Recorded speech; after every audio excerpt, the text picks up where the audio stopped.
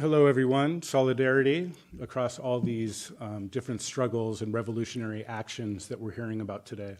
One of the things that's been burning through as a constant theme is this relation between revolutionary movements, revolution, state oppression, and carcerality in the prison. And so this panel is going to continue in that tradition. I think that we're going to be more explicitly engaging with questions around abolition. My name is Timothy Malone. I'm a postdoctoral fellow here at the Wolf Humanities Center. I'm a formerly incarcerated scholar, so I've got some lived experience with the prison. I've got lived experience with solitary confinement. I've got lived experience with all kinds of stuff.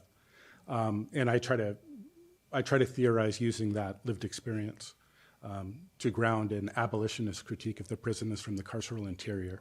So that's what I'm all about. And I'm very honored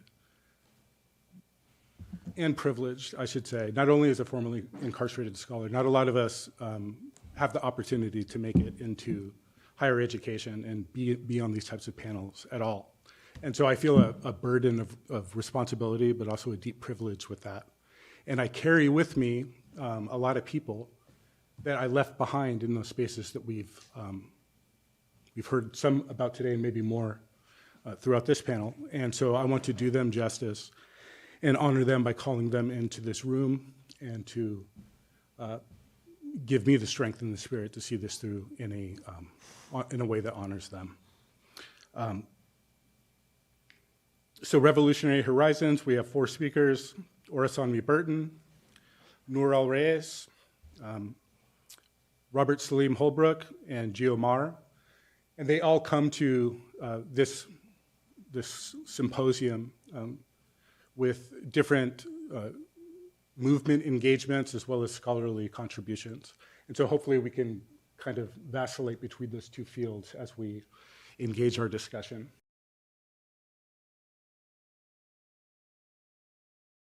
To start off, I'd like to start with Orisanmi. Orisanmi just recently published Tip of the Spear, which came out when, November? October 31st. Mm-hmm. October. Congratulations on that. And Orisanmi is going to kick us off. So please welcome Orisanmi.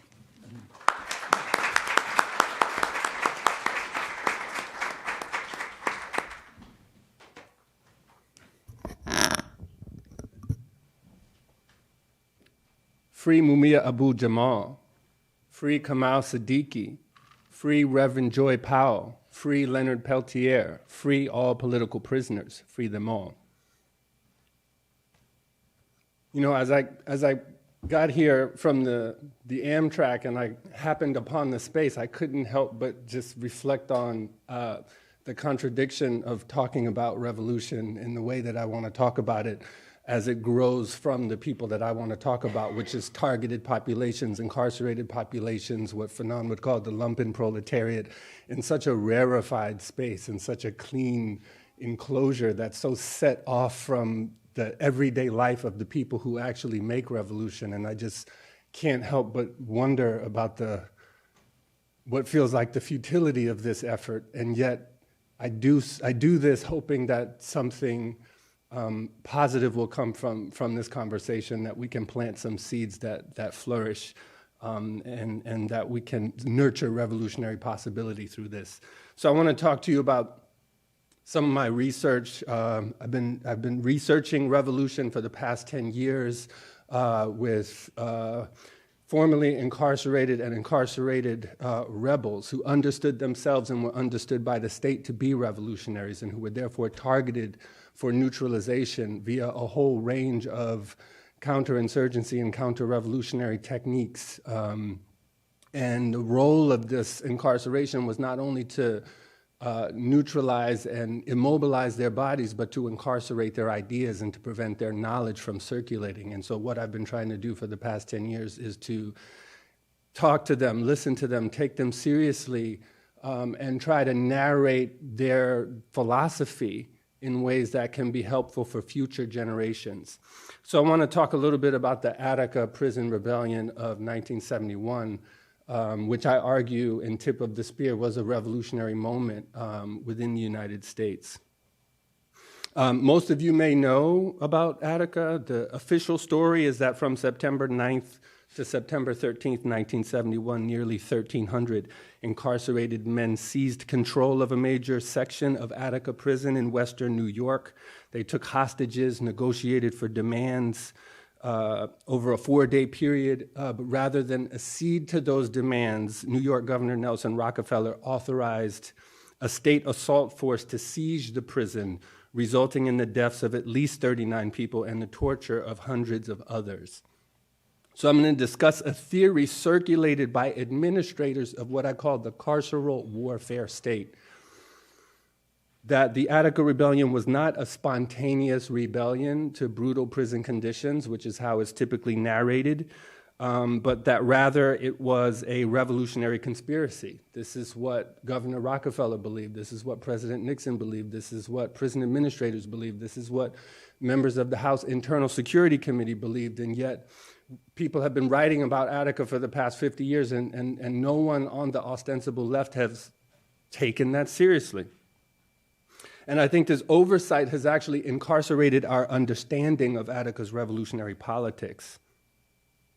So before going forward, I want to talk a little bit about how my research began in 2013 while interviewing a former Black Panther named Eddie Ellis, who was in Attica during the rebellion.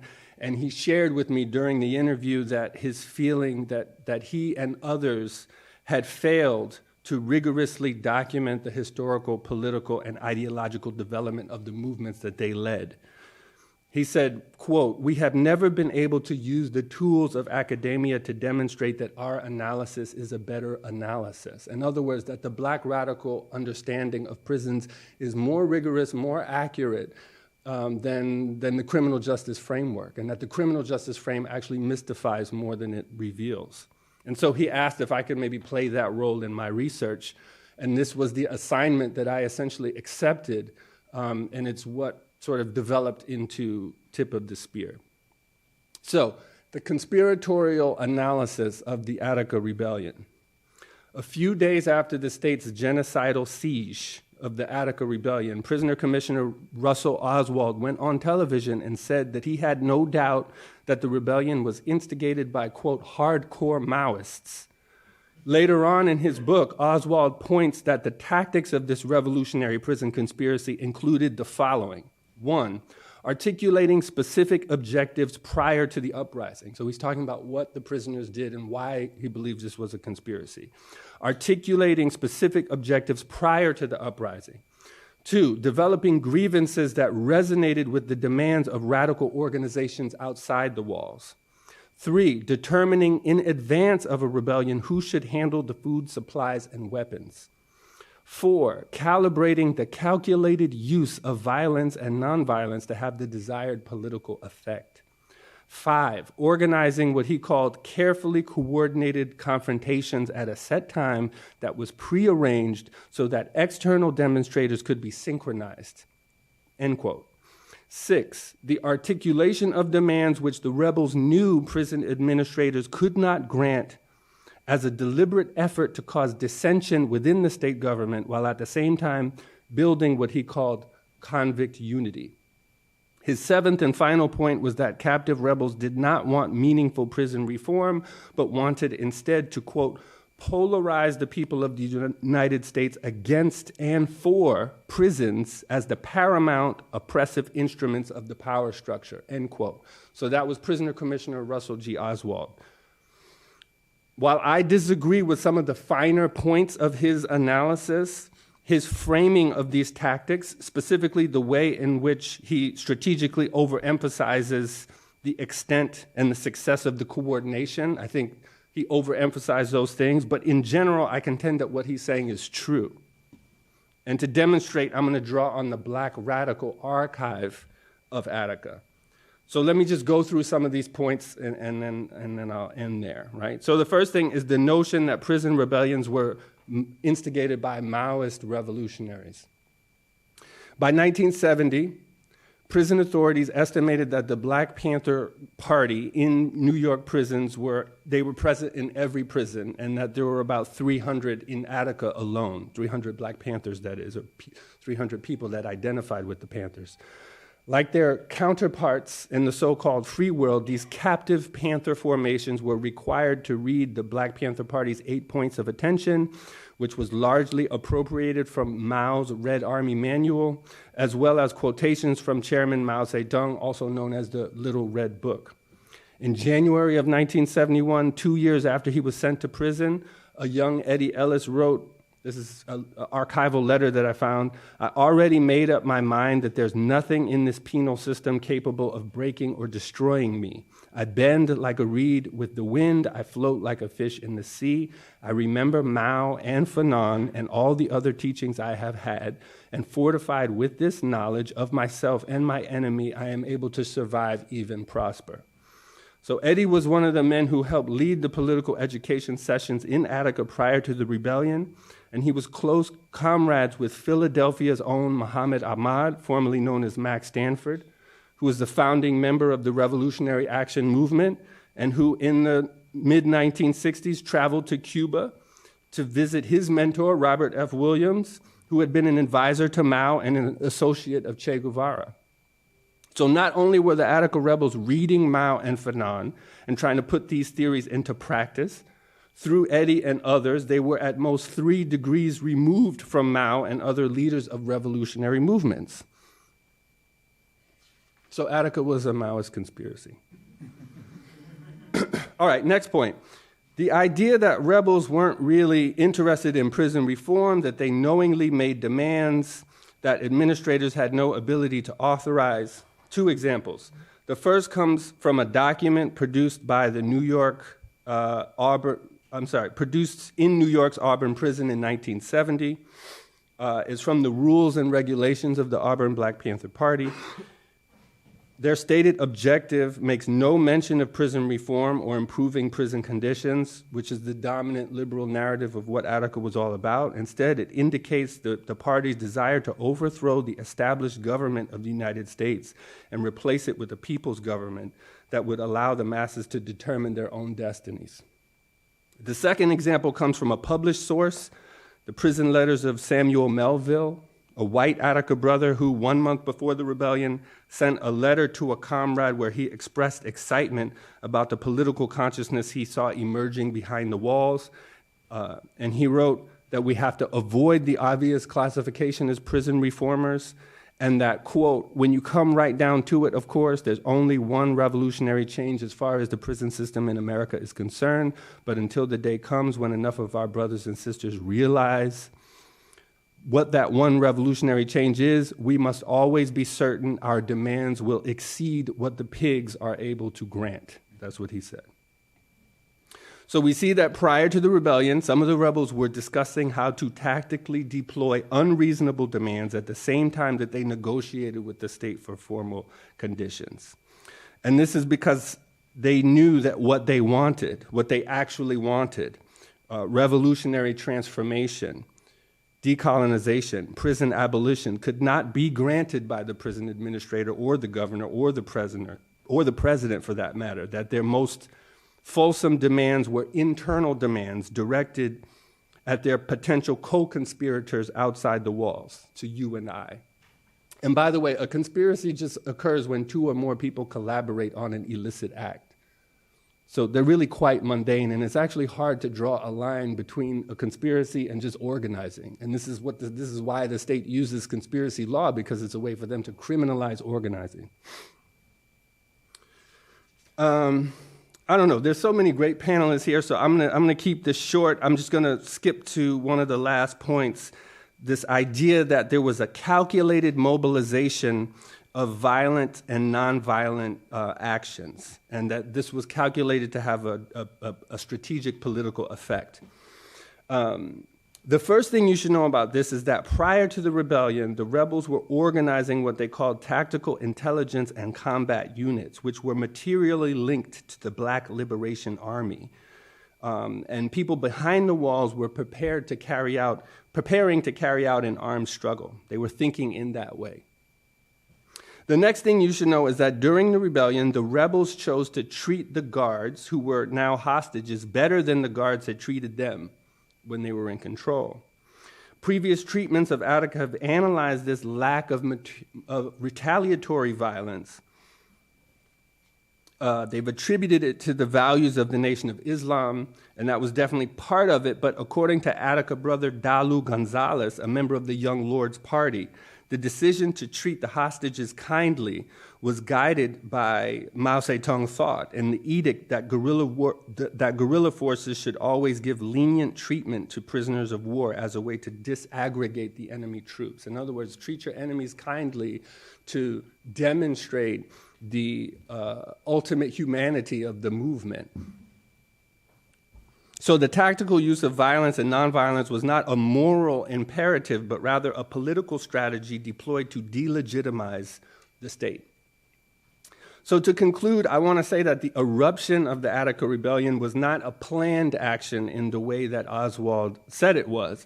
The rebels had always maintained that the brutality of prison conditions made rebellion inevitable.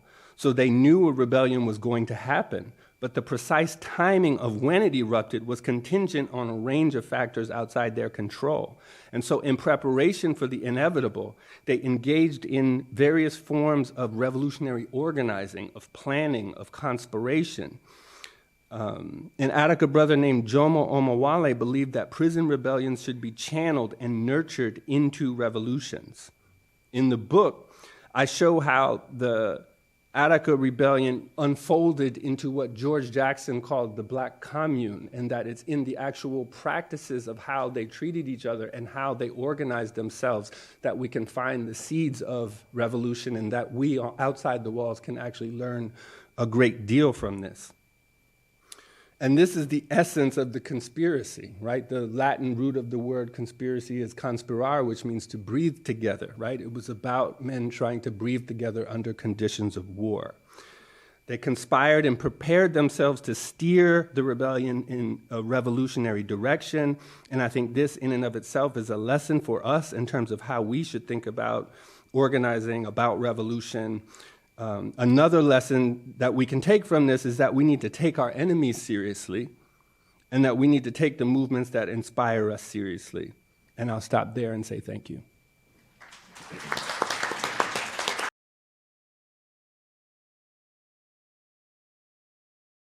Our next speaker is Nour El Rayes.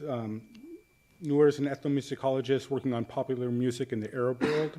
She's interested more broadly in the ways that performance and sound engage and transform our relationship to time, focusing especially on modes of futurity and their attendant affective dimensions. El Rayes' current book project, An Ethnography of Alternative Music in Lebanon, explores how music has been critical to the project of realizing particular aspirations or hopes for nonviolent futures. She holds a PhD in ethnomusicology with a designated emphasis in new media from the University of California at Berkeley, and is assistant professor of ethnomusicology at the Peabody Institute of the Johns Hopkins University. So please join me in welcoming Nour.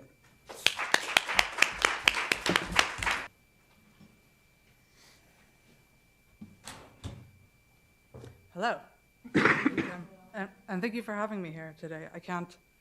I don't have the words to describe how life-giving it has been to be in this room with all of you today, honestly.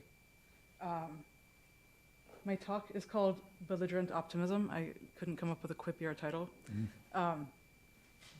The subtitle should probably be, yes, this is a talk about Mashru' Layla. So without further ado, disaster is not new to Lebanon or to international perceptions of it. The country's been in financial freefall since 2019, when its economy collapsed with the revelation of a major liquidity crisis, and conditions worsened dramatically in the wake of the August 2020 explosion in the port of Beirut. Indeed, recent events play into an image of Lebanon as war zone that calcified during the 1970s and 80s, as the world watched the, quote, Paris of the Middle East devolve into 15 years of civil war. So prominent was this image that in the United States, beer pong, a game in which players bombard cups of alcohol with ping pong balls, came to be known as Beirut, referencing ubiquitous news coverage of bombs raining down on the capital city. This is true. Discourse on Lebanon across academia, journalism, and international policy has been framed by these imaginaries, casting the country and life in it as caught in a seemingly interminable cycle of war. Expressive culture, too, has fallen victim to this framing. Lebanon's violent, corrupt history has long overshadowed its cultural practices, resulting in dominant scholarly and popular narratives that frame music as a means of both expressing present suffering and anticipating future suffering. In all cases, Lebanon becomes characterized as a space of disenfranchisement, its people dispossessed of their futures in service of animating and affirming Western imaginaries. This talk is part of a broader project that considers how Lebanese popular music articulates what I call a belligerent optimism. At once a framework for structural critique and a tactic of everyday life, I define belligerent optimism as a musical and ideological orientation that's irreverent and cynical, but that meets sensationalist narratives of Lebanon's intractable violence with a stubborn insistence on the possibility of futures beyond endless war. The larger project looks at a wider historical range, situating this phenomenon initially in work made in the immediate aftermath of the civil wars in the 1990s. For the sake of time, however, I'm going to focus today on the more contemporary example of Mashru' Layla. This is not a coincidence. Arguably the most impactful musical force to come out of the Arab world in the last 40 years. It's easy to understand the man's history in constellation with a series of revolutions that shook the Arab world between 2005 and 2019. From Lebanon's 2005-6 Cedar Revolution to the Arab Spring, and finally the 2019 October Revolution. Mashru' Layla's staggering fearlessness as they spoke truth to power articulated the dissatisfaction and desires of a younger generation as they came to political consciousness. Belligerent optimism has proven useful in thinking and listening through the work that bands like Mashru' Layla have done. The term encompasses an unsettled and unresolvable tension between belligerence and optimism, which becomes a productive site for thinking about Lebanon's futures by capturing paradoxes inherent to life in it. It acknowledges hardships while refusing to center them. It is insistence on recognizing the labor of surviving, as well as the much more daunting work of believing that there is something to survive for. My investment in belligerent optimism comes from my own experiences of ongoing frustration and exhaustion with conversations about Lebanon that center resilience or resistance, flattening anything to do with the country into past and future suffering. For those of us who grew up in Lebanon during the post-Civil Wars moment, belligerent optimism is a tool for critique, a mode of survival, and a tactic for seizing the possibility to imagine something better. The genealogies of belligerent optimism that I trace did not always or necessarily achieve anything that might conventionally be considered productive. But it's the doing and the for that vectorizes this doing that animates this study. To do for something implies that there can be something else or more or at all. People live for, they work towards. When you're fundamentally cast as victim to an inevitably wretched future, it's radically political to dream, to engage in wishful thinking, and to do so in service of other futures, even if they don't materialize. In the context of Lebanon, where narratives and representations of war have abounded, my repurposing of the term belligerence is also itself a tactic for critique. If Lebanon is to continue to be understood as always readying for the war to come, then there must be other modalities and goals of this belligerence. Perhaps the most potent recent example of Lebanon's belligerent optimism was its 2019 October Revolution, which sought to bring an end to the corruption and cronyism of Lebanon's political class.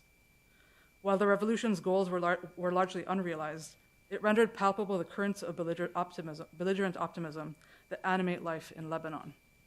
Despite failing to achieve most of its structural goals, that the revolution happened at all, let alone at the scale it did, is remarkable.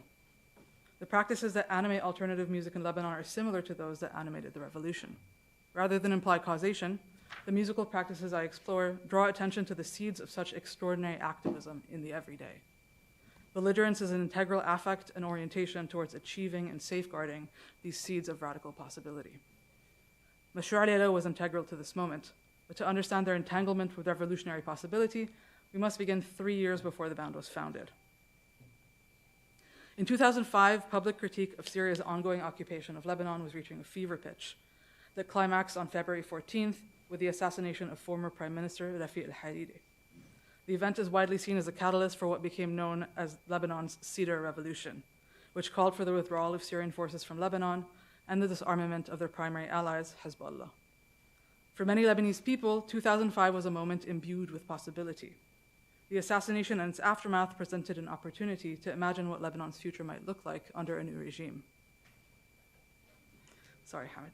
When Nour El Rayes debuted in 2008, the optimism of the Syria revolution had devolved into political infighting as parties navigated the radically changed terrain of a government that was no longer under explicit Syrian control. For those of us who came of age in this moment, Nour El Rayes represented a drive to seize the possibility of imagining a different Lebanon by speaking truth to power. The band's self-titled first album featured 9 original songs that gestured towards a wide spectrum of local musical practices. As a whole, the album lyrically and sonically participated in a project of mapping the social, political, and cultural landscape of its moment by demarcating the boundaries of a dominant life world from which many young people felt alienated or excluded, and stubbornly, insistently, belligerently, occupying and making use of that space. In July 2010, Nour El Rayes became the first independent Lebanese band to headline a concert at the Byblos International Festival. Shortly after their set began, a group of fans raised a rainbow flag. I remember that moment vividly as the first time I'd seen a rainbow flag in Lebanon, let alone one that was being flown proudly at a public event. I linger on this moment because soon after, Sinno stepped away from the mic and gestured for the fans to hand them the flag. The flag remained in Sinno's hand as they danced across the stage, and when the song ended, they wound it around the mic stand, where it stayed for the remainder of the concert. Quite notably, the audience included members of Lebanon's political class, the most notable of whom was then Prime Minister Saad al-Hariri, son of Rafi al-Hariri. That would be something. Sinno followed this unarticulated act of stubborn defiance by explicitly calling Hariri out. While introducing the song Al-Hajiz at the checkpoint, Sinno explained that the lyrics were inspired by personal experiences with soldiers and private security at checkpoints around their Ras Beirut home, located across the street from the Hariri Palace. As the band began the track's instrumental introduction, Sinno thanked the Prime Minister for the thuggery of his soldiers and for the hyper-securitization of the neighborhood. They then launched into the opening lines of the song, a barrage of sexist, homophobic slurs, as though leveling them at Hariri himself. Hariri and his entourage left soon after. This moment and the song around which it materialized is a salient example of Nour El Rayes' belligerent optimism. Al-Hajiz begins with a militaristic snare pattern emphasized by bass guitar and the sound of boots hitting the ground, marching in rhythm. Sinno's voice enters in character as a series of antagonistic soldiers manning a checkpoint. The soldiers hail someone attempting to cross their station. "Hey, handsome," a soldier calls. "Open your bag. Show me your papers." A looping guitar line enters farther back into the mix, heightening the anxiety of the moment. It gets louder, joined by the violin, as a soldier continues, "Where did you come from? Where are you going?" Satisfied with his search, he feels entitled to comment, "What's up with your hair?" followed by a vulgar "come on." This interaction is both unsolicited and disingenuous. The implication here is not that the guard actually desires Sinno, but is mocking him with homophobic jests. Here's what it sounds like.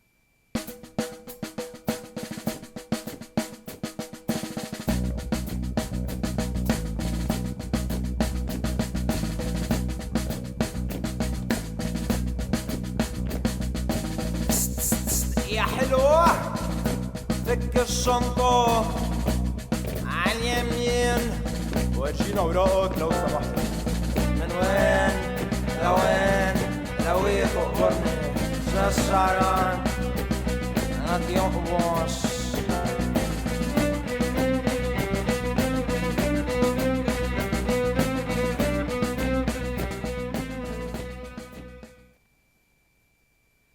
The whole opening section is uncomfortable to listen to. The sense of claustrophobia imposed by the din and narrow melodic range of the instruments and the sharp militarism of the rhythm underscore the lecherous, dehumanizing objectification of the soldiers.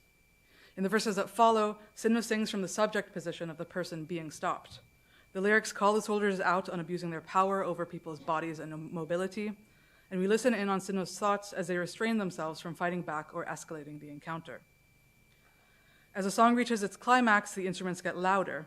The violin, guitar, and bass lines rise in pitch, and then there's an abrupt break. Rather than revisiting the site of encounter, when the music returns, it's with a rendition of Algerian pop star Warda's massively popular 1992 hit, "The Twennis Bik, I Take Comfort in You." This transition is irreverent, escapist, and overtly sexual. Here, the song's lyrical and sonic restraint is interrupted by a kitschy cover and the homoeroticism of Sinno's voice. If heteropatriarchal desire is at the root of the encroaching militarism, then a playful, sensual queerness is Sinno's answer to it. I find comfort in you when you're with me, they sing, presumably to the soldiers. Soon after, the instrumental line picks up, the guitars, bass, and drum set approximating the rhythms and sounds of a traditional Arab music ensemble. Here it is.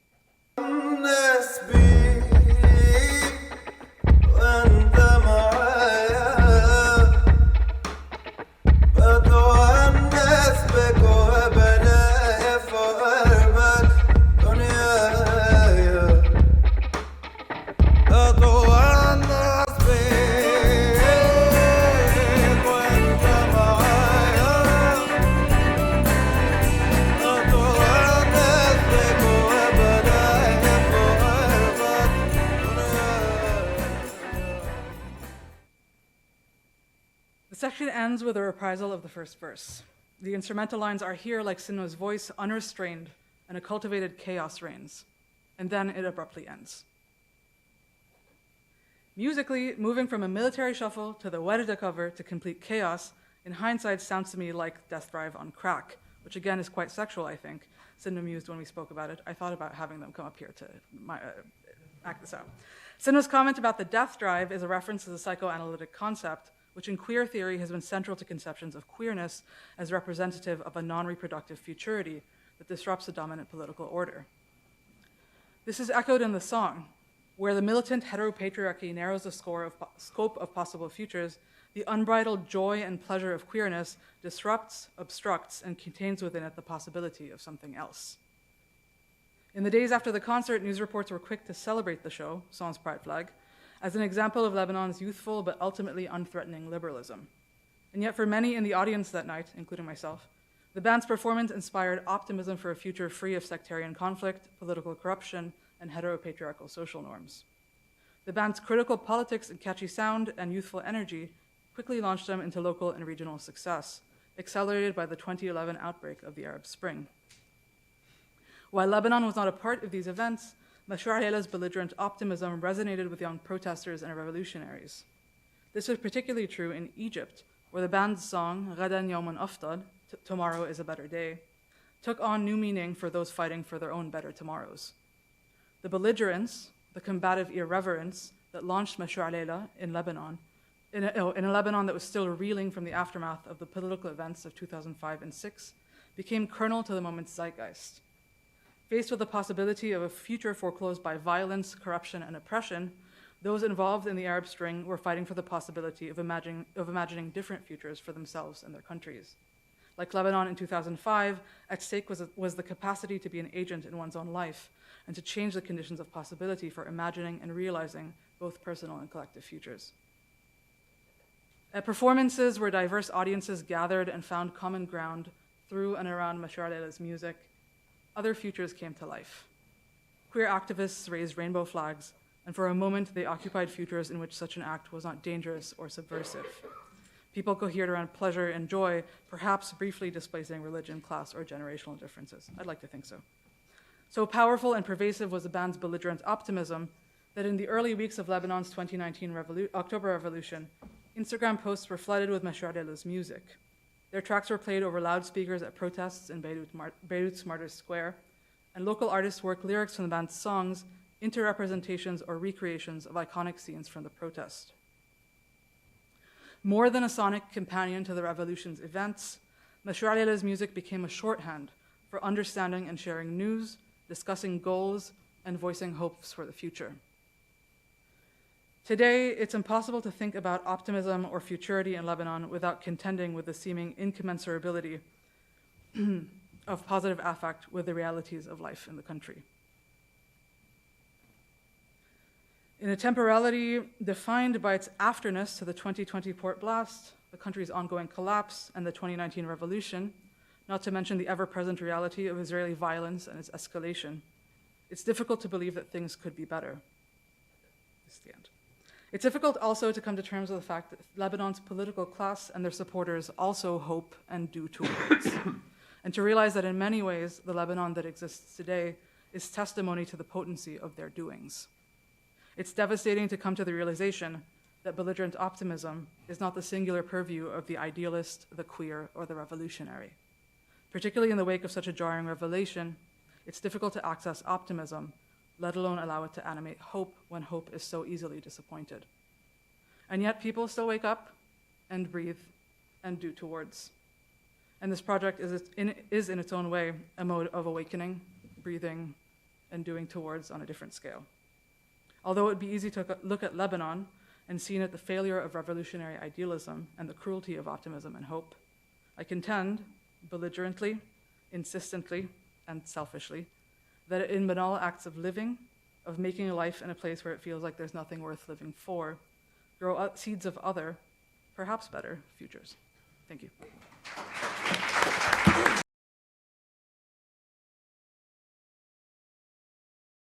Our next speaker, Robert Saleem Holbrook, is Executive Director of the Abolitionist Law Center and lecturer at Penn Law. He, Patricia Vickers, and Patricia's son, Shakabuna Marshall, are co-founders of the Human Rights Coalition, a volunteer-run organization started in Philadelphia in 2001. HRC's mission is to empower prisoners' families, to be leaders in prison organizing, and to teach them how to advocate on behalf of their loved ones in prison and expose the inhumane practices of the Department of Corrections. Vickers, Marshall, and Holbrook also co-founded Coalition to Abolish Death by Incarceration, which works to change legislation so that sentences of life without parole will be abolished. Shakabuna and Saleem were formerly incarcerated for decades after being sentenced as teenagers. So please join me in welcoming Saleem to the podium.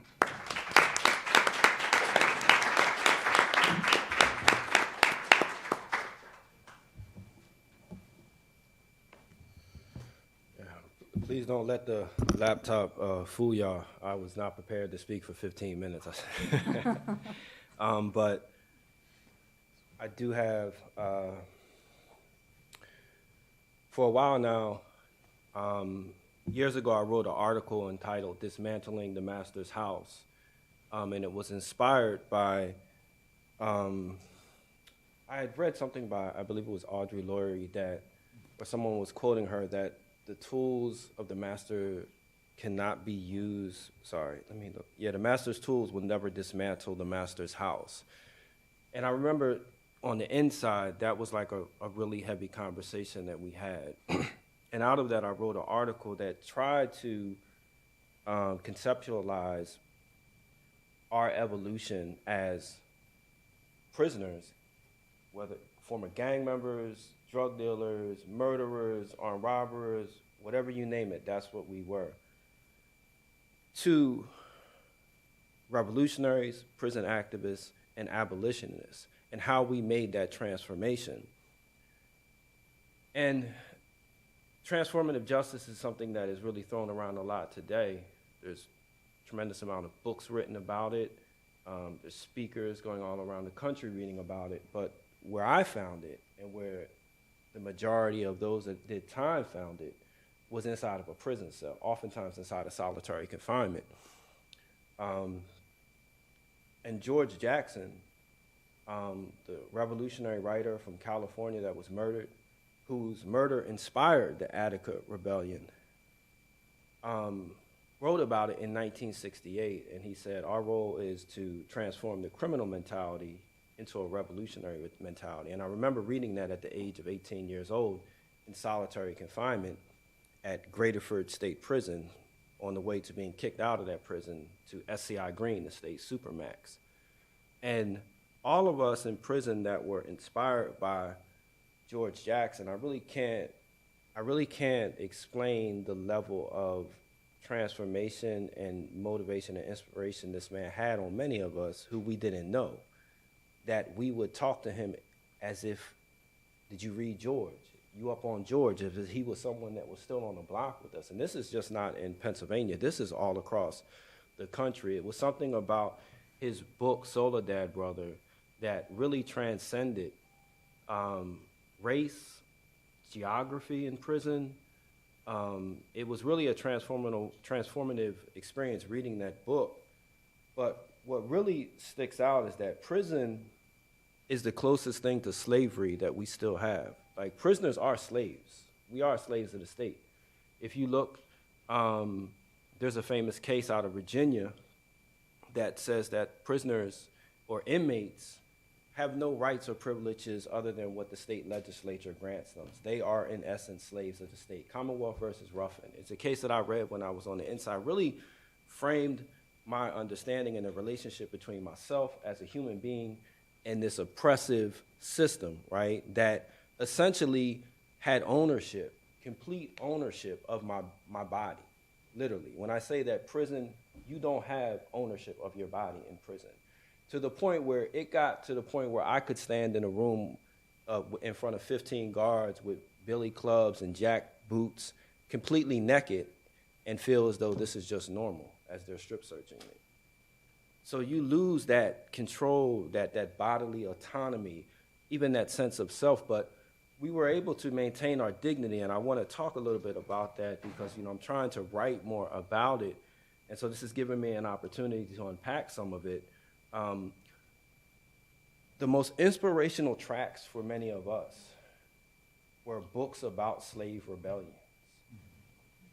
Whether it was American Negro slave revolts, whether it was the Black Jacobins, whether it was Black Rebellion, Black Fire, those were books that really inspired us on the inside and framed a lot of our consciousness because it was an adversarial relationship between the slave and the slave master, right? And reading about the Underground Railroad, reading about Nat Turner, and not just reading about the violence certainly plays a part of it because prison is an environment that is violent. Prison is just regulated violence throughout the day. And every now and then, the guards lose that grip, that regulation, and it unleashes, as it did in Attica, as it did at Camp Hill in Pennsylvania, as it did at San Quentin in California. But then they tighten it back up. So it's a pendulum. It's a pendulum that swings, and the violence is really more so inflicted on prisoners, intercommunal violence amongst prisoners, but every now and then it snaps, and it's directed where it should be, at the guards. And for those of us that was reading these books on slave rebellions, we really found role models. We really found inspiration that if they could do it, then we can do it. And I'll be straight, it's really hard to talk about, like, our objective was to escape. Our objective was to leave out of those plantations, and we took those books seriously. We took our role as insurgents on a prison plantation serious. We had a duty, we believed, to escape. And I look back on it now, and I think that a lot of times it really led us to do some very young, rash, and impulsive things that really cost us a lot of time in solitary confinement. But even when we were taken into solitary confinement, I mean, that was like a university. If you read about many of the famous prison writers, even going back to Marquis de Sade, the crazy writer from France that was held in the Bastille, solitary has produced some really great literary giants, not just in the United States, but around the world. And I don't know, I like to tell people, I did 10 years in solitary. The longest I did was 3 years. If you're not comfortable with yourself as a human being or as a person, you're not going to survive solitary confinement. You have to get to the point where you become comfortable with who you are as a human being. And what I mean by that is all your flaws, all your strengths, all the things that you don't like about yourself, because when you're closed in that cell, you have nothing to do but go inward, and you will just attack yourself, right? But in doing that, it's really like a metamorphosis because you're shedding, you're shedding. So I shed a lot in solitary, and many of us shed a lot in solitary. And we were able to communicate, whether it was through vents, whether it was through emptying out the water in your toilet so you could talk through the toilet to someone downstairs to you, or you could create lines of, by tearing your bed sheets and sliding them under the door, of notes. The human spirit really comes out under those circumstances. And we saw so much of that within our ancestors who were held enslaved and who had to do the same things, who had to secretly go into the woods, right, to have their services or to have their communal activities outside of the role of guards. We used to have to do the same thing on the weight pit. We would do the same thing in the law library. All of these clandestine meetings, we saw in ourselves what our ancestors were doing to buck the system. But it got to the point where we started to evolve, and this is where one of the things that my generation didn't have that the Attica generation had, that George Jackson generation has, was there were revolutionary movements in the United States and around the world that had a sense of theory and practice, whereas though I came up in the 80s, by that time, all of those movements were decimated. Now, we fortunately were in the hole with members of the Black Liberation Party, members of the Black Panther Party who were there to guide us and help teach us, but they were so few and they would transfer us around, so we were kind of like grasping on our own, read this book, grab that. But eventually it took us to internationalism, right? Because we were inspired by the uprisings on the plantations, on how to dismantle the plantations, how to free ourselves. But then we started reading about the decolonial movements in Africa, in Asia. We read about Malcolm X and Dr. King and how they compared the desegregation movement with colonialism. So we started reading about Amilcar Cabral. We started reading about, Che Guevara. There were so many of these decolonial giants around the world that we started reading about it. And again, the central theme was the violence, because that is what as men in that environment we needed to see. It's almost like we needed that inspiration, or we needed that injection to see that, yeah, these people can be beaten. Because every day when we go out to the yard, every day when we go out to the block, there's a guard with a gun standing over top of you.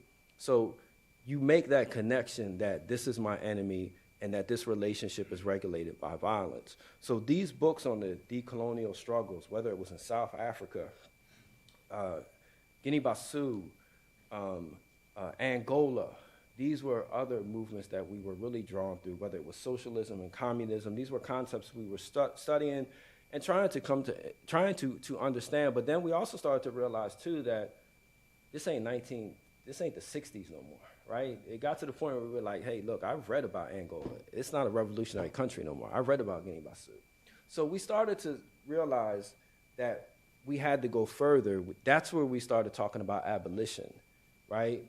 And that was where we realized that all of these concepts and all of these theories and our ability to practice them really are going to come to naught if we just take them into the same oppressive systems, right? So we started to figure out, I know the word reconfiguration is something that's being thrown around, so we didn't use that word. What we were really trying to figure out is how we can take being inspired by slave rebellions, the theory and practice there, internationalism, the Black Panther Party, George Jackson, Attica, so many different other prison uprisings, how that relates to abolition to us, right? Because for me, when you're talking about abolition, the envisioning part is something that I may only spend 15 minutes thinking of, because for me, I have to dismantle and bring people home now, and I also have to diminish and dismantle oppressive systems right now that are harming our people. And this is what we call brick and mortar abolition, right? Because it's the day-to-day grind, it's the day-to-day struggle of what dismantling an oppressive system looks like. It's often tedious. It's often grinding.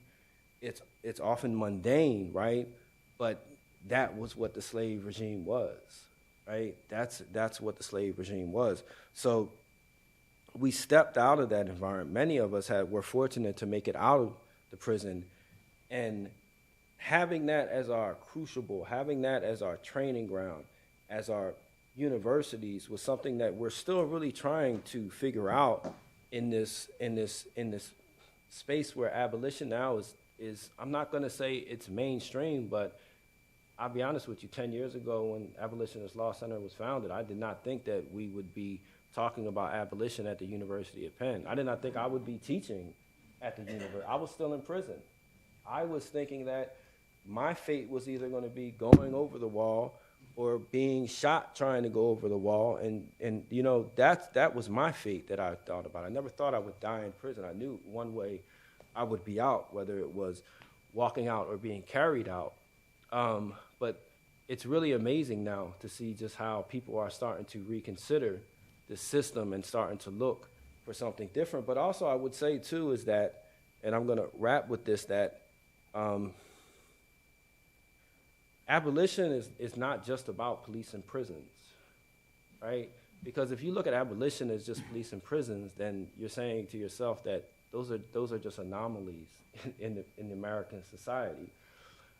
Through having a lot of conversations about this and talking about, theorizing about abolition, if you're talking about real abolition, you're talking about tearing up, abolishing, and dismantling the social contract of not just the United States, but this world order.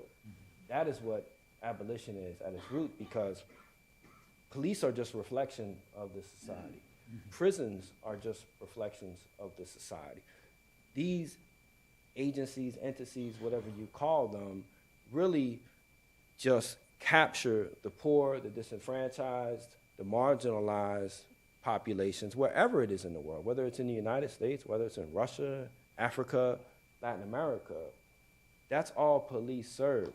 And they serve those functions because they serve a vital role within capitalism, which is to regulate the masses, keep the rabble in line, and not make our communities any safer.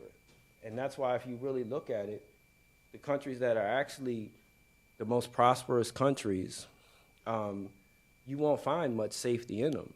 But where you do find safety in them, you won't find it because the police were doing anything spectacular. You know, you'll find it because that was in their society and their culture, right? So I'm just going to close with that. When you're thinking about what abolition is, it's very, as someone who was in them cages and someone who was impacted, I love it to see so many people focused on freeing people and bringing people out, but don't narrow it to just police and prisons, right? Don't just narrow it to saying I'm a police abolitionist or I'm a prison abolitionist, because it's much more expansive than that. You have to really be thinking about how you can abolish this entire system. I mean, the healthcare system kills more people in this country than prisons, right? So that's something to think about too. I often say we need to be talking about abolishing that. So thank you for giving me your time, and I'm looking forward to hearing it.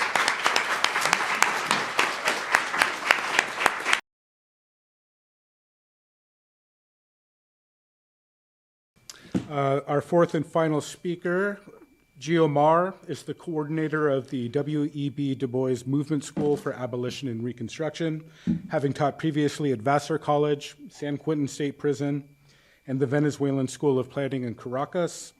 He's co-editor of the Duke University Press series Radical Americas, and author of 5 books: We Created Chavez, Building the Commune, Decolonizing Dialectics, A World Without Police, and Anti-Colonial Eruptions. And I believe Geo's going to have a message from a comrade, yeah, or around a comrade.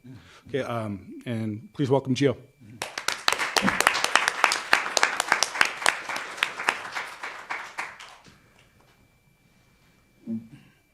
Thank you all so much for being here. It's really an honor to be on a panel with comrades, colleagues, collaborators in this way. It's, you know, as Orisanmi mentions, a little surreal, right, to be here, to be talking about time and revolution, to be talking about it on a campus that's, I think, it's like a hair's breadth away from its own BDS campaign for the way it's been treating Palestinian organizers on this campus, the way it's been demonizing and making people feel unsafe on this campus, demonizing faculty members and students, and it's absolutely a scandal. And so maybe we won't be having events here in the future if that's the way things continue to go. But until that point, I think it's great to be here, and I'm super appreciative toward the organizers. We're here talking about time and revolution, and I do want to sort of make quick mention of a revolutionary comrade who is currently doing time, one of many others one of our facilitators at the Du Bois Movement School, Ant Smith, who has been sent to federal prison for the next year in response to the targeting of insurgent movements in 2020, who's been harassed by the state since then and has finally been sent to federal lockup. So please look up Free Ant PHL and think about, as we're talking about revolution in time, of course, particularly in this atmosphere, about everyone who is locked up, those we are losing as a generation of Black revolutionaries in particular are spending their last days in prison. Some others are coming home through the hard work of many movements here, like the Abolitionist Law Center, Amistad Law Project, and others. And so please pay attention to those, and please check out Ant's campaign. I'm just going to say a few quick things about time and revolution, and about offer some quick reflections on questions that raises for how we think about revolution in the present, abolition in particular. And then I look forward to what will be, I'm sure, a rich conversation. The first thing is that the way we understand revolution has always been a question of time. And many of you probably know this, but the word revolution, of course, in its etymological origins comes from a cyclical understanding of historical time that the ancients, referred to. The idea that a revolution, a changing of political orders, was in many ways a return to the past. This is where we get our notion of revolution, but a fundamental break happens in and around roughly around the French Revolution. There's lots of things going on. The Enlightenment in Europe, the development of modern forms of thought, the decline of religious thought and proscriptions. And so roughly you have this break where suddenly revolution, instead of being a cyclical notion of returning to the past, becomes a very linear notion of sort of launching through human free will and struggle and the sort of carte blanche of revolutionary movements, launching off into a sort of unknown future, writing our own future, narrating our own sort of revolutionary horizon. That is crucial for the way we think about revolution, right? And to think about it anchored in time raises a few questions for us, in conjunction with other pieces that I want to raise. The second thing that I want to raise is that revolution is all about timing, right? This is what Lukács said very famously of Lenin. He said Lenin and his virtue as a revolutionary is someone who could read the terrain, look at that terrain, and know how to act in the right moment, right? Know how to step into a particular moment with the right strategic and tactical orientation and act in a way that could provoke a revolutionary transformation. Of course, this speaks to the role of the individual militant. It speaks to the role of political revolutionary consciousness and understanding. And it also, though, speaks to and refers, even in its absence, to what it is that terrain is constituted by, right? It's not just an individual question of reading the terrain, it's a question of understanding what that terrain means, how that terrain came to be, and how we then act in a revolutionary way on the basis of that. That may be a little kind of vague and elliptical, but I think it'll become clear when I raise the third question. Because the third question and the third piece about revolution in relation to time is that ultimately revolution takes time. To do and to build revolutionary movements and struggles requires time. In saying this, we're also calling in this sort of missing piece of the triangle, which is the question of space, right? Revolutions develop, they're built, they're institutionalized in space, in territory. And so when we think about this, what we could read as a tension between this kind of individual revolutionary intervention at the right moment and the question of the time required to constitute the basis for a revolutionary movement, we find that tension really throughout many histories, across many movements. You can think about moments like things that Orisanmi was gesturing toward, right? On the one hand, you've got the sort of guerrilla struggle of the BLA, you've got bank expropriations, you've got Attica maybe understood as a moment of rebellion and a moment of upsurge, but part of what is happening at Attica is the Black Commune, right?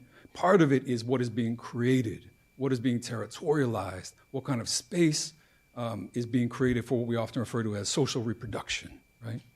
The creation of that new society, how we create it in opposition to and in the sort of shell of the old society. We can get many different examples of this.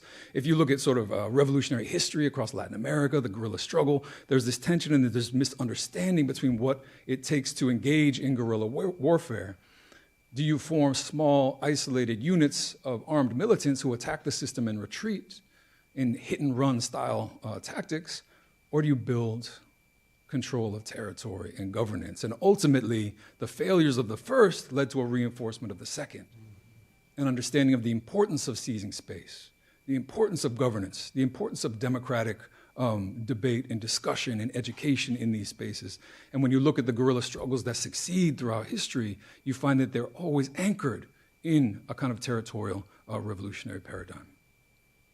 You can look at movements like the Occupy movement, which in opposition to, say, a march or a demonstration that begins at a certain time, that ends by the end of the day and people go home, you have people gathering together in space to do politics. This is what takes time about revolution, is the being together, the building collective solidarity, building relationships, and building our capacity to prefigure the world that we want to live in collectively. You could think about Ferguson, right? Again, this is a moment of rebellion, but why does the rebellion in Ferguson last weeks? Because it's being sustained by collective struggles to consolidate a community in struggle, in opposition, in time, and in space. Revolution takes time. Now, when we take these three pieces together, the rupture in our historical understanding of revolution, the fact that revolution is a question of timing and knowing how to act in a certain moment, and that at the same time that moment is underpinned by this broader building of an alternative over time, we, I think, have a few questions, right? And we have a few maybe tensions that need to be disentangled if we're thinking about revolution today, and particularly if we think about abolition and what abolition means. The first is that we need to be very, very wary of uncritically embracing the idea that revolution is this sort of writing of the future with no relation to the past. Because in doing so, we run the risk of engaging in and reinforcing historic processes of erasure, right? Of reproducing a radically Eurocentric understanding of revolution that dismisses all pre-existing collective structures for what our world could look like, right? This is part of the epistemicide that colonialism and that slavery engage in, an erasure of the very living reality, past and present, of indigenous communities, of maroon communities, of African socialism and its histories, and the ways that these represent alternatives in the present. Revolution doesn't mean erasing all of these things. We need to develop a more nuanced understanding of the way that the past is looped into the future. If we look at something like the Standing Rock struggle, again, a territorial space where people came together and built and developed solidarity over many months, this is the kind of looping that we need to be engaged in. The second question, I think, has to do with what abolition means, right? And if we're thinking about, to borrow Nour's sort of really useful phrase, belligerent optimism, I mean, you can think of abolition clearly as belligerently optimistic as a framework, right? It's a horizon for total transformation that insists that that transformation come now. I struggle with the term optimism because I never know if it's the right word when even at the, I think at the end of your presentation, you're saying, well, we're not winning. We didn't necessarily when we're continuing to struggle regardless. And I think of the ways that Fanon says in two different places, the war goes on regardless, on the one hand, and he says to fight is the only solution, right? So what does it mean to continue to struggle, to continue to fight, to know that that fight and that struggle is the anchor for whatever progress is being made, while knowing that the kind of optimism, at least, that thinks of that struggle as sort of inevitably successful, or that is sort of overly sanguine about our possibilities of winning these struggles, I think we need to be very careful about. So what does abolition as this kind of horizon mean for the present? And I always encourage people to think about the fact that abolitionists, the original wave of abolitionists who struggled against slavery, were the tiniest minority in the 1850s. Incredibly small minority. And yet, in a period of 10 to 15 years, were able to so dramatically shift the political terrain of the United States through a series of acts, right? From rebellions, slave rebellions, to the Harper's Ferry attack, to a whole range of other nonviolent and sort of religious pacifist organizing. All of that was able to dramatically transform the political terrain, but it did so only by demanding that absolute transformation now. So there's something about the leveraging of an absolutist and even fanatical opposition to slavery and institutions of death that gives abolition its power. And we can say the same thing about today.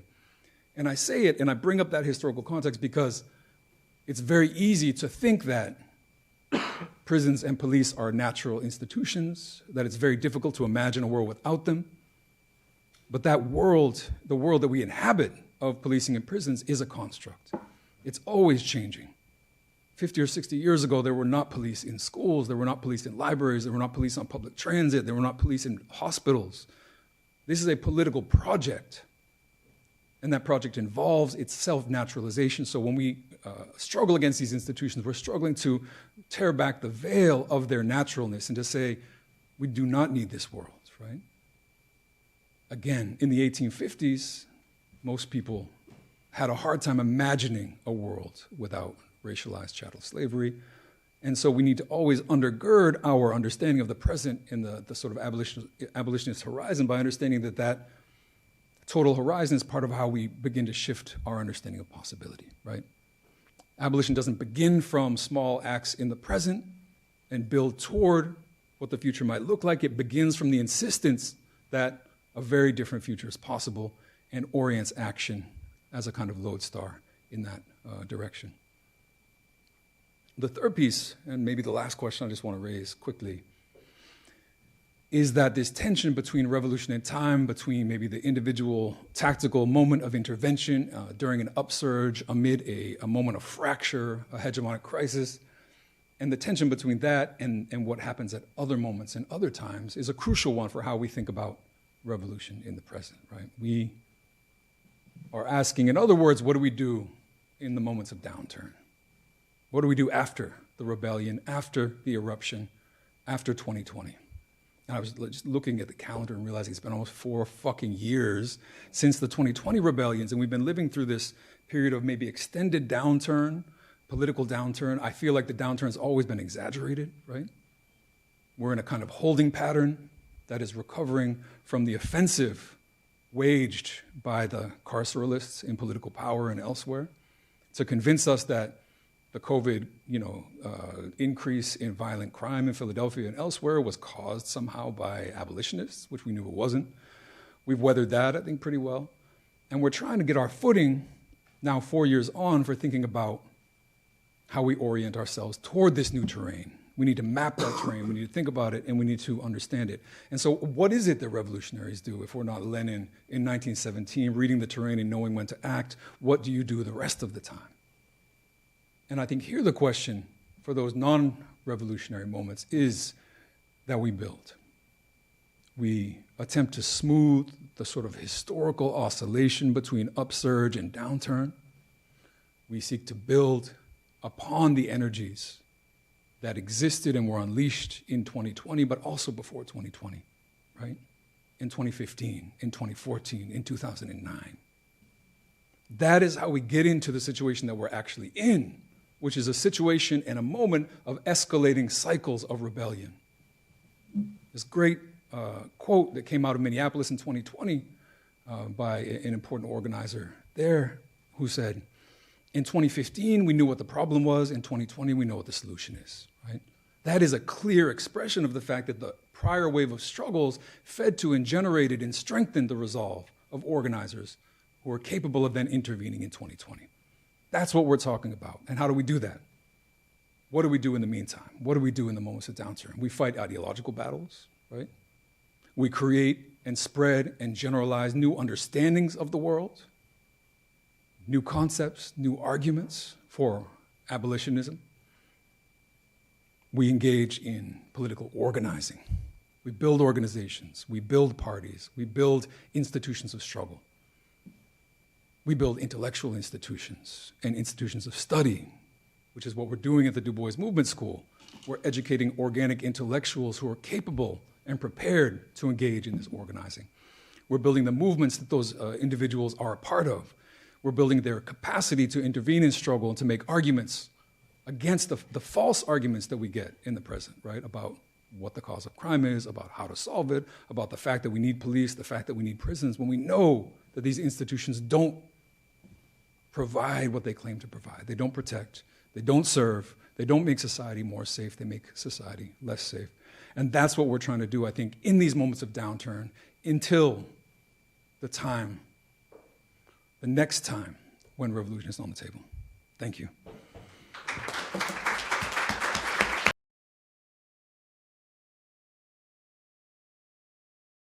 Thank you, everyone, for all your contributions. That was, I don't even know if I have the words. I don't know if I could wrap my mind around all the stuff that came out right now, but it was certainly moving and inspiring and, I don't know, intellectually stimulating for whatever that's worth. And so I think the first thing that I'd like to at least throw on the table is I'd like to first ask, based on what you have all heard from one another, if there's any, out of kind of like respect and love for all the knowledge that's here in terms of lived experience, scholarly investigation, movement work. There's a lot of wisdom at this table. And so I just want to take a step back and ask you all if you have any responses for one another or any questions or any further clarifications or things that you want to discuss amongst one another before I come on with like a preformed set of questions. Is there anything emergent to you all, or do you just want me to just dive into the list? You guys are good? Okay. So I'll start. I'm going to try to articulate some of this with another big theme from today, which is Gaza. So prior to October 7th, it was commonplace to describe Gaza as the largest open-air prison in the world. Did you and do you find that a useful frame or an analytic to think through? And my question is, does that metaphorical work run both ways? Is it useful to conceive of the prison as a form of internal occupation and a form of counterinsurgency? And what are the broader articulations between revolutionary resistance in Gaza and domestic struggles against carcerality at home? And I guess the underlying question animating that is police and prison abolition internationalist by necessity? And any point of that, or any part? I mean, I'm sure, I could talk about this forever. I'm sure everyone else could. And I appreciate the question so much. October 7th was a jailbreak, right? October 7th was an effort to break out of a prison and what we had referred to openly as a prison, right? Mm-hmm. And so the idea that an abolitionist frame wouldn't be useful for grasping that and understanding it seems strange, right? And I think what's really amazing to me about the past 6 months is the way in which not only abolitionist frames, but also anti-colonial frames have become far more commonplace. I mean, 20 years ago, doing sort of Palestine organizing, we talk about apartheid, talk about a lot of things. At this point, almost like I feel like the apartheid framing is kind of quaint and minimalist, right? We're talking about actually decolonizing, right? What does it mean to think about a settler colonial regime that engages on the one hand, that engages in systematic carceral technologies and practices on the other, right? And that on top of that has put itself at the very center of carceral technologies globally, right? In a very self-conscious way. And what does it mean, I think, to take that seriously? What does it mean to think about, I mean, for us at the Du Bois School, abolition and decolonization are always hand in hand. Abolition has to be understood as a radically internationalist task, and it has to be understood in conjunction with, as Saleem put it, right, abolishing capitalism, abolishing white supremacy, abolishing patriarchy, and abolishing U.S. imperialism on a global level. The police, and Stuart Schrader's book on policing is really amazing in this way. The police, domestically and internationally, it's always been bound up with military questions of imperialism, right? Not only does the U.S. police the globe, but the U.S. government funds and upholds and supports different police forces dispersed across that globe, the goal of which is to maintain colonial, imperial, and capitalist domination, right? All of those struggles that are unleashed are struggles against a shared and broad and complicated carceral apparatus, right? And we don't have to look far beyond Palestine to see that, right? The West Bank has deeply carceral technologies and geographies that look very different from the way Gaza is, contained. But they operate according to the same principle and toward the same ends. So. Yeah, thank you. Yeah, the prison, this idea that Gaza is a open air prison is not a metaphor. I think it's a descriptive term. Saleem earlier talked about the sort of ascendance of abolitionist discourse and consciousness, and you know, I use that with my students actually in relation to this question of Gaza, right? Because you know, there's a way in which students have the language to critique, you know, what is popularly called mass incarceration, right? And so I say to my students, you know, there's 2.3 million people behind the walls here in the U.S. There were 2.3 million people in Gaza, you know, before the sort of intense bombardment began, right, in this open air prison, right? And so that's a way to kind of just bring it home in terms of, okay, well, if you have this critique of carcerality here, then we need to think more broadly and also to think about the sort of material relationships that link, right? So not only do these police trainers circulate internationally and globally, but also prison managers circulate their techniques everywhere, right? And there's also this idea that, you know, during the high point of abolitionist theory, right? It's easy for us to think that abolition was cooked up in a classroom somewhere now in 2023, right? But the high point of abolitionist theory is the moment of George Jackson. It's the moment of Attica, and part of what was undergirding their abolitionist theory was the idea that that U.S. prisons are in fact a paradigm for what the world is like on the outside, on the other side of the walls, right? In other words, they would say things like, you know, we who are behind the walls are in maximum security prison. You on the other side of the walls, you're just in minimum security prison. The same tactics and techniques that are deployed against us to subjugate us are also deployed against you, just with less intensity.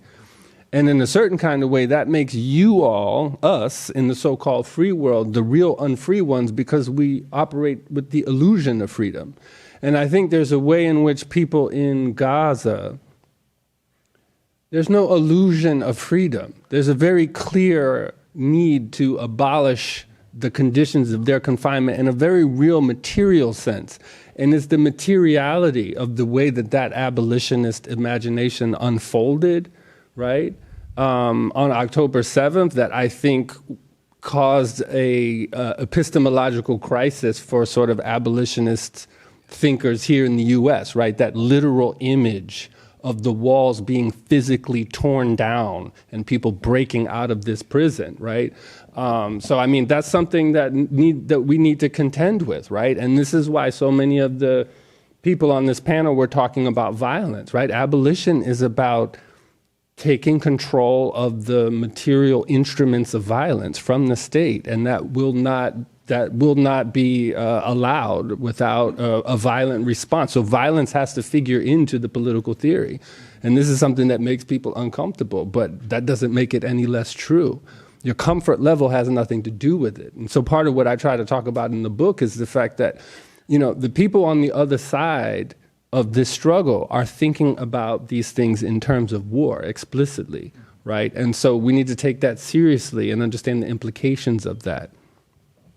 Let me follow up on your point, Ori. I don't know if it was in a podcast I heard of you being interviewed or what, but the question I'm going to ask is basically, to be a revolutionary, must one be abolitionist? And I guess another way to ask the question is, what are we to do with our enemies if you abolish the prison? And I know that's a contradiction that's come up with some of your interviewees, right? And so I was wondering if maybe you could expand upon that.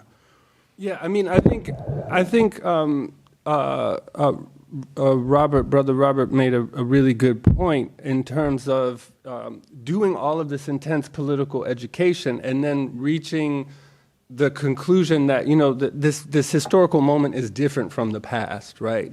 And so in my research, it's clear that sort of abolitionist theory sort of grounded grassroots, the abolitionist theory of organic intellectuals coexisted with different kinds of revolutionary and anti-colonial politics. They were part of a conversation and a debate. And I think, from what I can discern, to the extent that people were abolitionists, they were abolitionists because they realized that the prison was a zone or a strategy of war that was designed to liquidate certain fractions of the population, right?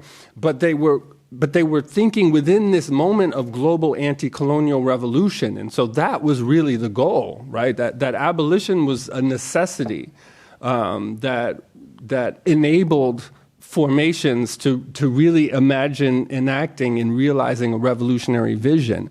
And so I think that the reason why abolition now has become the sort of umbrella term under which all of these different, self-understood leftists, radicals, progressives have coalesced is because there's no real they don't have a sense of a vibrant global revolutionary movement, right? And so, abolition has sort of captured those energies, right? But yeah, no, I don't have an answer to the contradiction you waged. But this is a question, I think, that has been taken off the table since the 70s, which is to say that a lot of the sort of idealistic theorizing about, a world without prisons, I think often mystifies the very fact that we have enemies, right, who are not going to stop until we neutralize them in some way, right? And so I'm not the strategist who's going to propose the answer, and even if I had the answer, I wouldn't share it with you in this room, right? But I think that thinking about this in terms of war will open up some real possibilities in terms of how we think about strategy. Because if we're not planning for the inevitability of our actions triggering counter moves that then that we have to respond to, then we're doomed. We're doomed. I just want to elaborate, say something about that. There's an end game. Abolition has an end game. And abolition is not being a pacifist. The ideal that, and to me this isn't even a contradiction, the ideal that someone will deliberately continue to commit harm over and over and over again, and we allow that to happen, as a human being, that's just against self-preservation, your own instincts, right? So when it comes to abolition, the ideal that I like to say, I remember when the police officer, I'm not even going to say his name, was convicted for killing George Floyd. I remember we got asked for a statement about it. And they said, well, he's going to prison and this and that. And I said, as an abolitionist, how do you feel? And I said, look, when it comes to abolition, I said, my abolition doesn't extend to agents of the state. I could care less about that police officer. And then they asked me, well, what do you think that the punishment should be? I said, listen, depending on how you catch me, I said, there's some folks that think that we should just take him down to the basement with some pipes and bats, and that's how you would deal with him. So I'm not going to lose any sleep over this question because I know they're not, right? And I think that also comes from my background, comes from being in a prison. I'll be honest with you, this does not give me any contradiction. I know how you have to deal with people who want to harm you. And I think that as a movement, we need to get comfortable talking about that. Because I could tell you this, the direction that this country is going in, there are psychopaths that want to harm people in this room, whether because the way you look, how you identify, where you live, how you vote. And I don't think the left, I don't think liberals, I don't think human beings are ready for that, how to defend themselves, how to defend their neighborhoods, how to defend their homes.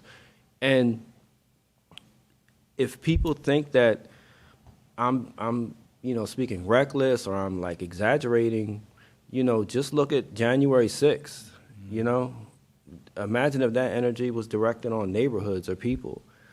And you don't even have to look at January 6th. Just look at what happened in Virginia. Look at what happened with these shootings every day across the country. So I do believe that we should be preparing ourselves for self-defense. And I'm not even going to say that from a revolutionary standpoint. I'm going to say that as a human being, you should be preparing to defend yourself, your family, and your community. Because one thing, the United States is an empire. Regardless of how you look at it, this country at this stage in history is an empire. And when you look at past empires, they didn't have a revolution with the exception of Russia. They imploded, they collapsed. And when they collapse, it's a very ugly sight. So, I'll just be straight. I really think that those are the questions that we really need to be having conversation with, because the ideal that as an abolitionist, I'm going to surrender, or I'm going to allow someone or some system or something to continue to create harm or threaten me, and I surrender my agency out of like a sense of values to that, nah. There's been too many of us lined up on a wall because we had those type of values used against us. I'm not in carceral studies, but I do know how to be belligerent. So I have a provocation, I guess, or like a, back to, I'll start with, I have many thoughts about this. I don't know where to start. I'll start where I'll pick up and then I'm going to work backwards. I absolutely agree. I think that I was thinking a lot about, you brought up the master's tools can never take down the master's house. Sometimes the master's tools are all you have. So the master's tools can take down the master's house, right? Like that's, sometimes that's what we have to work with. Sometimes, those of you who know me might laugh. There's sort of the question of are the subalterns speaking? Or can the subaltern speak? The subaltern are already speaking, right? It doesn't matter that they're speaking through the frameworks or in the language of the colonizer. They're speaking, right? They're creating, they're doing towards. And sometimes that does mean violence. Sometimes that resembles those we are speaking against, I suppose, that like we occupy those subject positions, or we mirror those actions. But it works, it happens. Sometimes it's what you have to do, right? Like, that's kind of what it comes down to. My provocation, though, is I feel very inspired by what my co-panelists have been saying and thinking about, particularly in relation to Gaza. I don't get to talk about this a lot in my job. It's going on YouTube, but that's okay. But my provocation is abolitionism, the idea of abolition, is situated. It is a term, it is expansive, it is dynamic, it is still being theorized, but it is a situated term. It has been incredibly useful. The idea of Gaza as a prison, the idea of liberation struggles as abolitionists have been incredibly useful because they're legible in the American Academy. And that legibility has been incredibly important, because it's working, right? The tide is shifting, I think. I don't think that is true. But as a framework, I feel like I guess my provocation is like abolition is not universal, right? What are we effacing?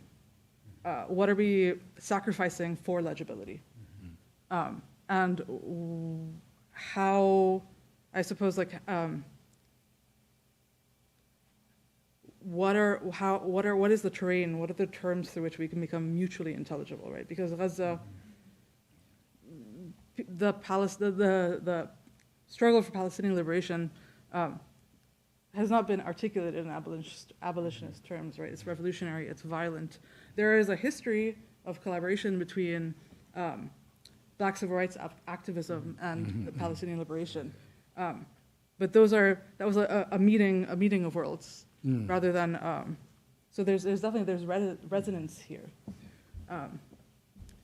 But one thing is not like the other.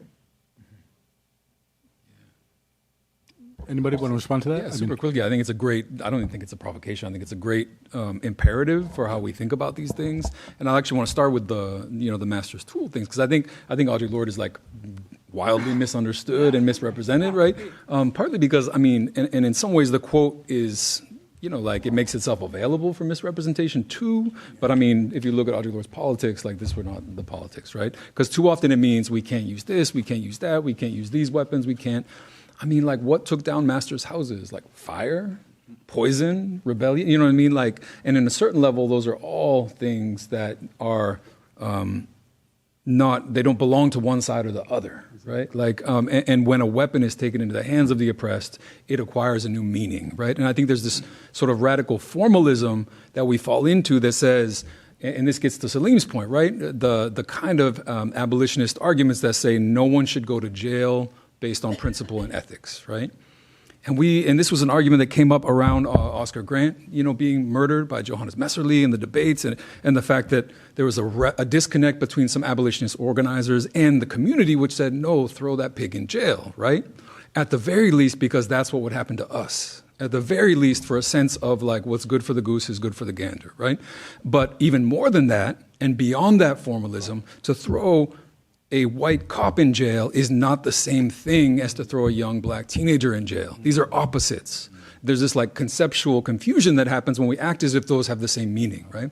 The more cops you throw in jail, the closer we are to abolition, right? Because that's not what jails were made for. That's not what they exist for, right? But the same thing goes for, I think, all of these tactical courses. There's no way you're going to say, well, violence is the master's tool, therefore we're not going to use violence, right? The calculation is what works. As Fanon puts it, what hurts the enemy more, and how in the process of that struggle do we establish and maintain a one-sided ethics of liberation that belongs to us in that struggle, right? That doesn't reproduce logics, right, of the master, and we see that. Like even without there being a sort of like plan for that to be the case, right? C.L.R. James has this observation that says, the brutality and the violence of the oppressed when they rise up and fight back is never as violent as the violence of the oppressors. The violence, and we see that, we see a testament to that numerically in Gaza, right? Which is we act as if October 7th was the most violent thing that ever happened, and yet we sit here and we watch well over 30,000 people be murdered, right? That violence, the violence of oppressors is always greater, and so we're already building that ethic. Revolutionary movements, as Ori was mentioning, have their own ethical guidelines that say we are going to portray and enact a higher level of ethical solidarity and a vision of a new world, and that it doesn't mean not using those techniques of violence or others, but it means shaping them, taking them back, and making them mean what we want them to mean. And one thing too. Speaking of Gaza, I was like part of a round table a while back. Well, not a while back. It was actually recently, but with everything going on in Gaza, God, it feels a while back, where the conversation was, it was private, but it was between I'm not going to talk about who was there, but the conversation was, why aren't more black activists, more black folks supporting Israel, right? No. And what was really funny, well, no, I mean, it was a legitimate question going back to the civil rights movement, the collaboration, the historical collaboration between Jewish peoples and black people, the shared sense of oppression or marginalization, right? So it was a valid conversation, but the thing that I really found amazing was, like, we were starting with October 7th, and I'm like, yo, what the fuck? Like, what are you talking about October 7th? Like, y'all lost the black community when you started beating kids in the 80s and breaking their arms for throwing rocks. Do you not, like, there were older African Americans that remembered the civil rights movement. I remember I was a kid watching that on TV, and my aunt, and my father, and my family members was like, can you believe that? That's what happened to us in the 60s. I went down on the Freedom Ride. I was hosed. I had dogs sicked on me, right? All we had was rocks to throw them back. When you started building walls, right? I came up in an anti-apartheid house in the 80s. That was probably one of the only political movements in this country, right, in the 80s. So, I do want to center that, yeah, October 7th, was a jailbreak, but Palestinians have been catching hell long before October 7th, and this war for the liberation of Palestine did not start on October 7th, and it did not start. And it's just unfortunate that we have to have these conversations starting with, like, October 7th. And also what you talk about, the collaboration between black, there was not just conversations between Black and Palestinian activists. Don't forget, Malcolm X went over there and started organizing with the PLO. The Black Panther Party had a chapter in Algiers that the PLO actually gave the Black Panther Party their headquarters and said, hey, you have this, we're gonna open up one down the street. So that solidarity was just not a solidarity based on relation. That was a political solidarity, but it was crushed. And that comes back to the point that what George Jackson said, and I like to quote that, like, these people are not going to allow us to walk in and just take what they killed, murdered millions of people to set up. And I think that's something that we just have to always remember, because I remember in prison reading about the international solidarity between not just Blacks and Palestinians, but Blacks and organizations around the world. And they were deliberately dismantled because it was part of a process of making sure you isolate the Black community in the United States and not connect it to the larger international struggles going on in the world. You want to I'm sorry, I just wanted to say one more thing to just really briefly to Nour's provocation, which is that I would maybe actively I would actively dissuade any kind of project to sort of bring together these disparate movements that don't necessarily use the language of abolition under that banner, and would probably advocate more for the development of shared points of unity that link disparate movements, right? Because I think, I'm taken by Dylan Rodriguez's argument that, like, abolition at this moment is actually working in a counterinsurgent fashion in the way that these nonprofit sort of foundations and universities are disseminating a particular kind of abolitionist theory that I think is very out of step with how the panel is talking about abolition, particularly around, its relationship to violence, its relationship with sort of revolutionary struggle. And so I think I fundamentally agree with the sentiment. I would just say that more important than the term, which is already sort of in the midst of a capture, a co-optation, a reformulation, more importantly would be to sort of establish some principles of unity around core concepts, around what is the world that we're trying to build, what does solidarity look like, these kinds of things. Thank you. And I know we're short on time, but I wanted to throw it out to the audience for, I guess we got about 5 minutes. And so one hand, two hands? And I'm sure there's a lot of questions because a lot came out. But we're going to start here. You went earlier, right? Thank you for an amazing panel. Thank you so much. I'm going to take you back a little bit in history. In 2011 in Egypt, during the Egyptian Revolution, people often forget that it started as a way to object to police and the police system. That's how it started. It wasn't about the system at the beginning. It was mainly about the police, and that's what was on. It took place during the National Police Day, basically celebration of police. And what happened was, after 3 or 4 days, the police just disappeared because we were all on the streets, and they disappeared. And prisons were opened, and they were let out. And after a couple of weeks, what happened, because they disappeared for a long time, for over a year, we couldn't see them, was that there was something called a Lejana Shabiya, which was basically people's committees on the streets. They came out to defend the neighborhoods. But the problem, people celebrated that. I found it problematic because I found them that they were repeating the same kind of patterns that police, like they came out with sticks and batons, and they came out and they would like catch people. And so what kind of conversations need to happen to prevent that reproduction of those very same patterns and problematic forms of punishment and disciplining that we don't want to be repeated? Who wants to go right into it? I think I'm going to take two. No, I was going to say, this gets to what Saleem was saying, I think, in a lot of ways, in the sense of, like, because I think part of what, when we're talking about should cops go to jail or not, like, built into this is this idealistic version of abolition that thinks that it's almost like Freud's repressive hypothesis that Foucault is critiquing, and then, because the whole point is, like, if you just withdraw the police and withdraw the prisons, everything will be good, right? The community is ready and prepared and safe as a space, right? And that's not true, right? The reality is, I think there's divide within abolitionist, tendencies between those who uphold this kind of idealist version and those that think that there needs to be something to keep people safe, right?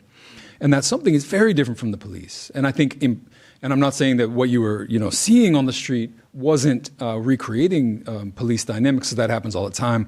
But as a sort of conceptual thing, right, it's very different when communities take care of themselves and make decisions about taking care of themselves and do so in that kind of way. However, I think what you're pointing to is crucial, because it's a constant. There's a constant temptation to fall back into policing, right? And we see this in like neighborhood watch, in the ways that people are like, taking care of their neighborhoods, but they're doing para-police work, right? Because they're reproducing the content of that policing, which is what? Which is identifying people who shouldn't be there, identifying them by race, identifying them by class, whether they're drug users or not, right? Attempting to exclude them and ostracize them from the community. This is the kind of dynamic that can get reproduced in these questions. But the point is always to work against those, to build community alternatives that are able to keep people safe, but in a more inclusive way, right? For example, during the rebellions in Minneapolis, there were these sort of civilian patrols that developed that were multiracial.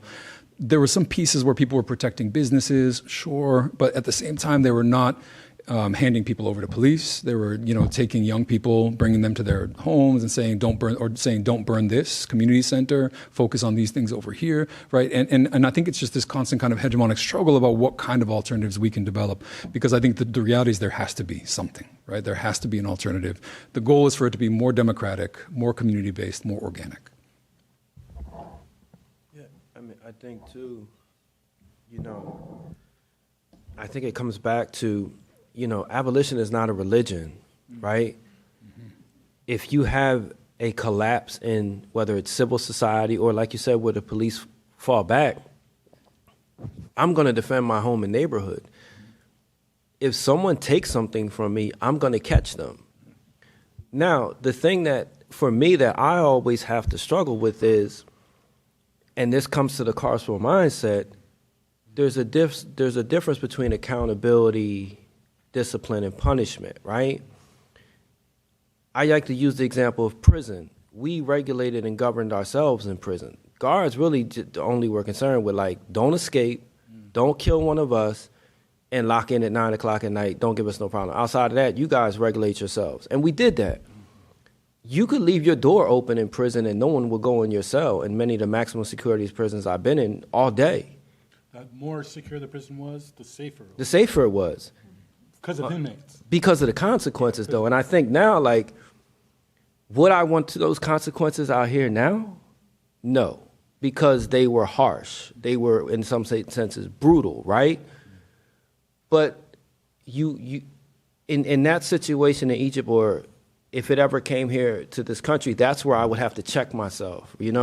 There was a brother, there's actually an elder of mine named Josue who was in prison, who's in prison now. He escaped from Graterford in 1979 in hijab. He was a member of the Black Liberation Army, robbed banks, and he went and lived in Iran during the revolution.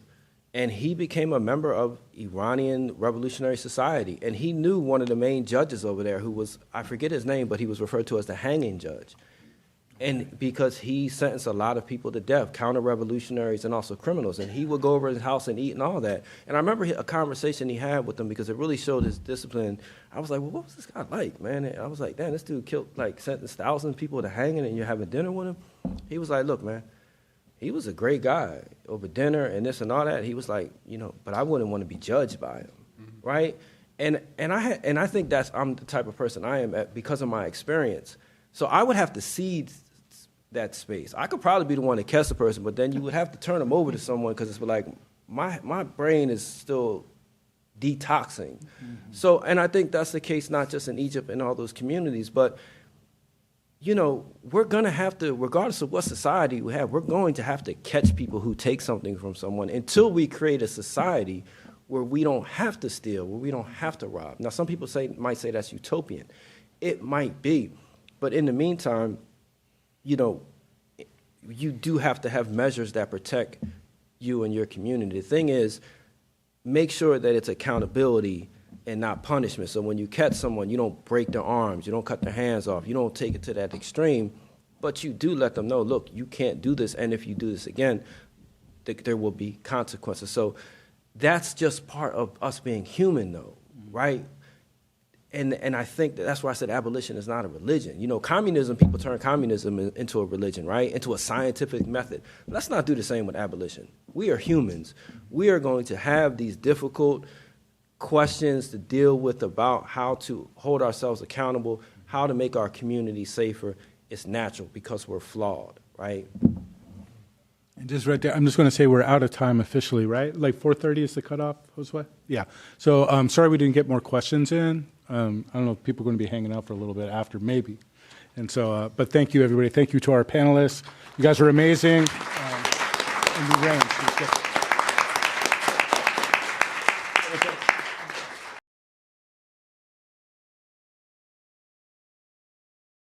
I'm Josue. I feel both incredibly honored to be standing here today and incredibly intimidated at somehow finding a way of wrapping up or summarizing a day of incredibly thought-provoking and, as Nour said, life-giving presentations. Yeah, when I stepped up to be a research associate for this year's theme, I was really excited to have the opportunity to think closely or think very intimately with Central American revolutions. As someone from Honduras, born and raised there, I am very, and like if you were here yesterday, I am very struck by the way in which the revolutionary period, at least in Central America, is surrounded by silence in the present, silence and stigma. And I'm always very grateful for spaces and structures that would allow me to think through this moment seriously. What I wasn't expecting was the opportunity to work so closely with an incredible group of postdoctoral and doctoral fellows who were really ready to step up to the moment, to take a look at the present, and to use this programming to really give, like, I don't know, give some real meat and truth to academia. I really think this programming has been in response to the hypocrisy of our institutions, especially in higher education. It's definitely a response to the kind of bankruptcy of our current social order and the imposed legitimacy. We're living through it. And yeah, I couldn't have asked for a better group of people to do this kind of work with. I know plenty of other spaces where something like this would have not been possible. So I want to thank my colleagues for that. And I just want to bring, and like, I'm going to keep it short and sweet. I know we're all very excited for our keynote speaker. So I just want to bring, hold on to a couple phrases that have come up throughout the day. In the very beginning, in the morning, Spencer talked a little bit about the need for generating connections through suffering, the need for a kind of hope that's not naive but resolute. In the second panel, Nadine brought us to Berger's work again and the idea of undefeated despair. And again, in this last panel, Nour talked about belligerent optimism, and Geo talked about revolution, how it takes time to be together and how it demands a kind of knowing how to act at certain moments. And it seems to me that, and now I'm gonna move through my notes. It seems to me that all of these panels and all of these phrases like crystallize some of the ways in which the weight of history, as it becomes unbearable and as the past and present injustices just like cannot be contained anymore, they become a call to arms. You know, a kind of call to arms for a different future. And the humanities, specifically, the scrutiny of human society in all its cultural and expressive forms, it seems to me to be a way to bring together all these disparate times and beliefs and to refunction them, make them our own, and make them respond to the present. What I'm particularly interested, I guess, as a kind of through line, and I'm not going to develop this at all, just kind of throw it out there. But it really seems to me that the humanities allows, and the scrutiny of culture allows us to see how individual projects are transformed and become shared commitments that can organize communities and that can generate a kind of unity in separation. I also think at the same time that all of our speakers have also highlighted how this process of transformation doesn't come with ease, nor is it guaranteed. And it's part of our responsibility to step up to it and to make it our own, one way or another. There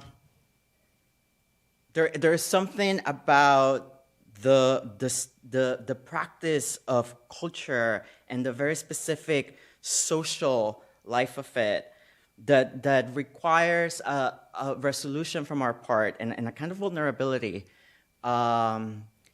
And yeah, I want us to sit with that as I think we get ready for our final event and our keynote speaker, and yeah, convictions. Cool. Thanks.